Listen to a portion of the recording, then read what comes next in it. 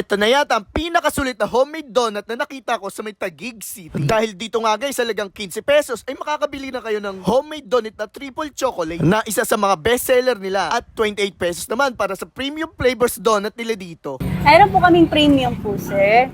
Meron po kaming 6 pieces, 155 po. Discounted na po siya.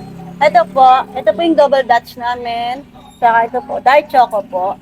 Ito yung bestseller po namin, Choco Bavarian. Meron po siyang kalaman po sa loob na Bavarian po. Ay kung pieces ma'am, magkano po yung mga price range niyan? Meron po kaming 28 pesos po. 28 pesos po, isa. Kada isang premium donut po. Apo. Sa premium donuts yun ma'am, ano yung bestseller dyan? Tingin Meron po niyo. kaming caramel, ito po. Ay, yung pinaka-bestseller ma'am. Ito po siya, Choco Bavarian po at saka almond, Heaven Almond po. At alam nyo ba guys, from the scratch nila ginagawa dahil yung mga ingredients nila ay sarili din nilang gawa. Kahit affordable price ay high quality rin naman daw ang mga donut nila rito. Syempre dito nga lang yan sa sulit na homemade donut na Glaze Heaven.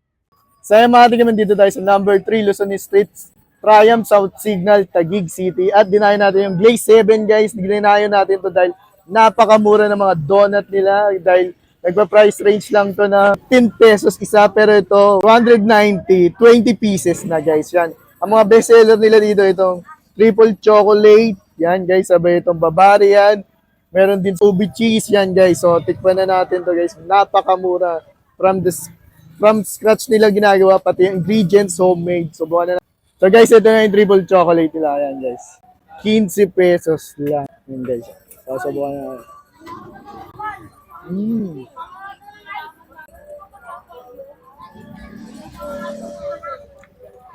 Napakalambot ng dough, sabay yung choco filling, hindi din nakakaumay yung tamis, guys, yan. Panalong-panalo na to sa 15 pesos isa, ha? Pag isa lang. Bavarian yan, guys. Yan. So, subukan na natin. Yung dough talaga, hindi siya mahirap kainin yung homemade donut, guys, yan. Panalong-panalo. So yan guys, meron din sila mga premium flavors donut. Yan guys, 155 pesos, 6 na peraso na. Pag isang peraso is 28 pesos lang guys yan. Abay yung bestseller nila, Choco Bavarian, tsaka tong almond guys. Ito yung almond. So subukan na natin.